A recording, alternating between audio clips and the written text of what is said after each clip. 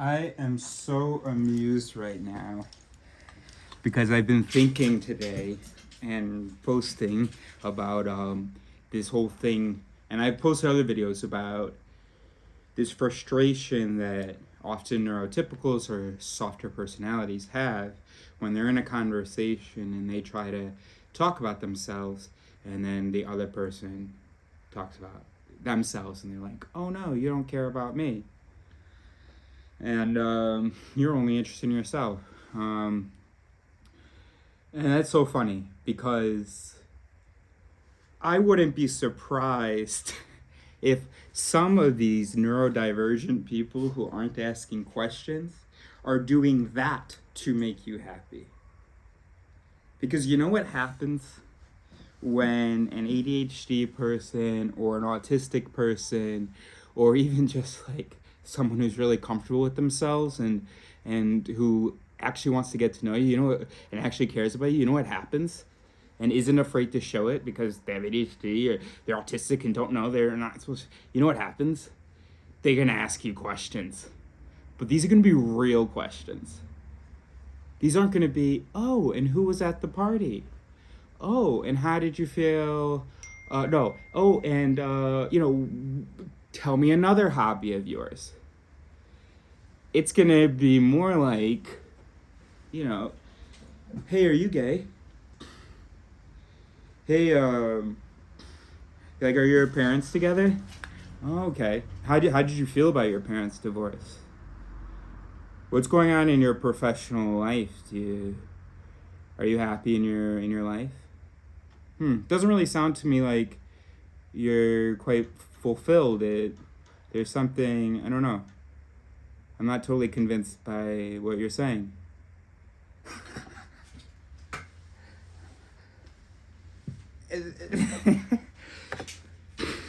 That's if you want me to there's no winning this. So here, this is to all you neurodivergents, don't do the question thing. I mean, don't think that that's the cure, that, oh, now you're going to be accepted by the neurotypicals, if rather than sharing the thoughts that come to your mind just like they're doing with theirs, if instead you engage with each and every thought of theirs and ignore whatever you might think to say about yourself. You can do all that work, except here's the thing. You also have to know the right questions to ask. And the thing is, the right questions to ask, there's just no way to know that they're the right questions to ask. You have to ask things that show interest in the person without getting too personal. You have to engage with what they're saying without in any way disagreeing with it, or expressing, or even asking any question that could be interpreted as challenging. You know how many times I've literally just been curious and someone thought that I was trying to show them that they were wrong or something like that, or I was trying to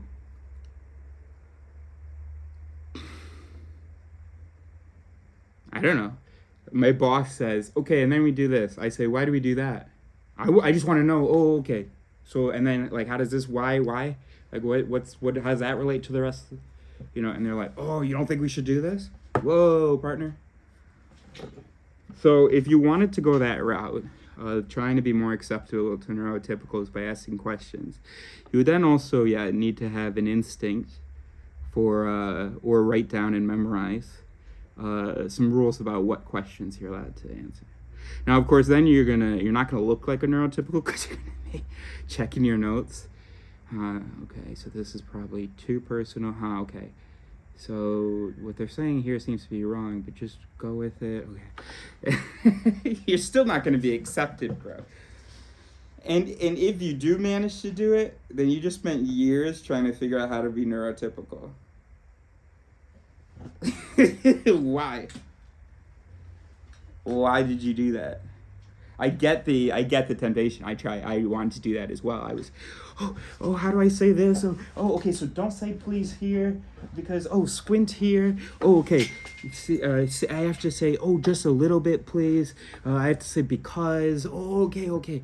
And then I ask questions. Okay, but make sure that they feel like they have enough space. Okay, and they're not going to tell me any of this shit during the conversation. I have to just remember all these different code words that we use. If they say like, I don't think so, don't ask any follow-up questions. That means no.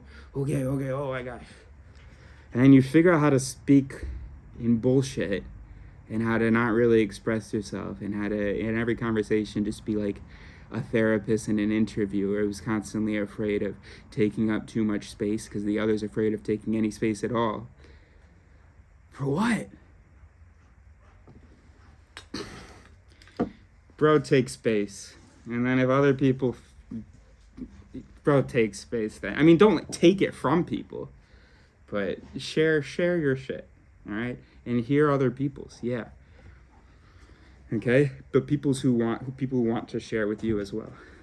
Not people who need to be tortured for it.